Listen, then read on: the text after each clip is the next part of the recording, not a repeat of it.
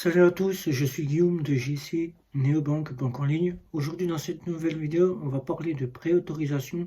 Qu'est-ce que la préautorisation? Comme vous savez, 1 ou 2 euros ou 120 à 150 euros pris dans une station essence. C'est parti, je vous dis tout après ce générique. C'est parti.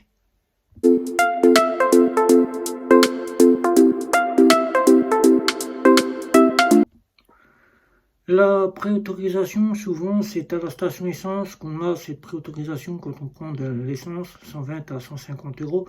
C'est une caution qui est prise le temps que nous puissions mettre de l'essence.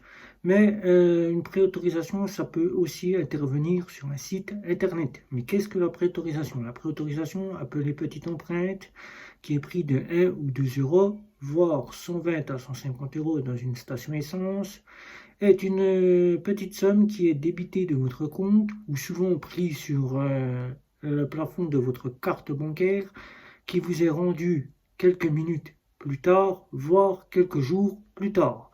Pour les stations essence, ça peut aller jusqu'à 120 à 150 euros qui vous est rendu 20 à 30 minutes plus tard, voire quelques jours plus tard. Mais souvent, c'est sur les sites internet, on se pose la question: pourquoi on m'a pris 1 euro? Pourquoi on m'a pris 2 euros? Eh bien souvent quand on a une carte, et ça c'est le plus souvent maintenant avec les cartes de nos fameuses FinTech et néobanques, ça peut arriver encore avec une carte de FinTech telle que N26, telle que Nickel, ou bien ça peut arriver avec une banque traditionnelle et classique.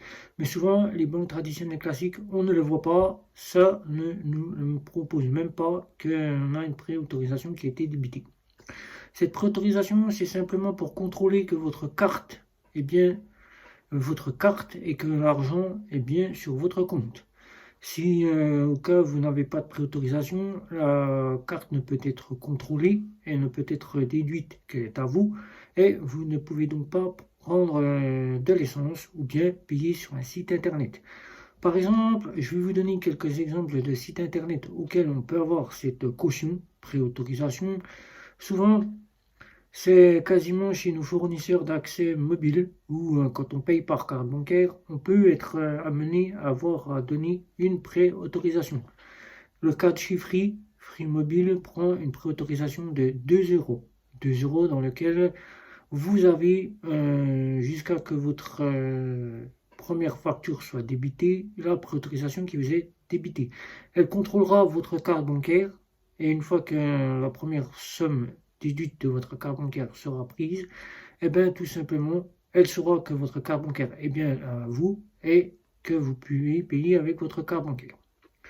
La station essence, c'est très simple, vous prenez de l'essence, on vous demandera d'avoir 120 à 150 euros. Certaines, comme le cas de chez Bourse-Banque, prendront cela sur le plafond de votre carte bancaire et le découvert. Si vous n'avez pas cela, ben vous ne pourrez donc pas prendre de l'essence. Il faudra donc avoir au minimum 150 euros sur votre compte et cette somme vous sera rendue dès que vous enclenchez le pistolet. Ça peut être le cas de certains points qui peuvent vous prendre une préautorisation et vous la rendre tout de suite, le cas des sites internet, mais de plus en plus, tels que Revolut, Bunk ou encore N26, essaye que cette préautorisation ne nous soit plus débitée.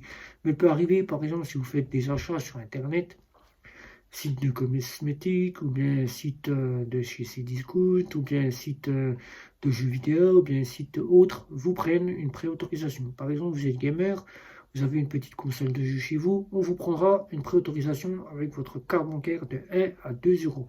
Cette préautorisation vous sera rendue soit dans l'immédiat, soit dans les 24-48 heures. Alors, que faire si on a une préautorisation? Eh bien, tout simplement, il ne faut pas paniquer de se dire on vous prend l'argent et on vous le rendra jamais. Cette préautorisation, c'est une caution pour vérifier que votre carte est bien à vous et que vous puissiez honorer les paiements avec une carte qui est à votre nom.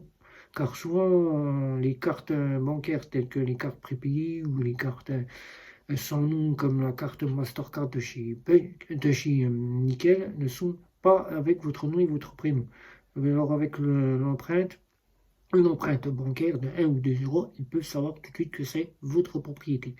Alors, quels sont les sites qui proposent cela? Eh bien, il y a les sites de jeux, par exemple si vous êtes gamer, les stations essence prennent une préautorisation, Les sites internet, généralement, mis à part Amazon qui ne prend pas de préautorisation, pratiquement certains sites, je ne dis pas tous les sites, mais certains sites cosmétiques, ça peut être Cdiscount, ça peut être tout autre site.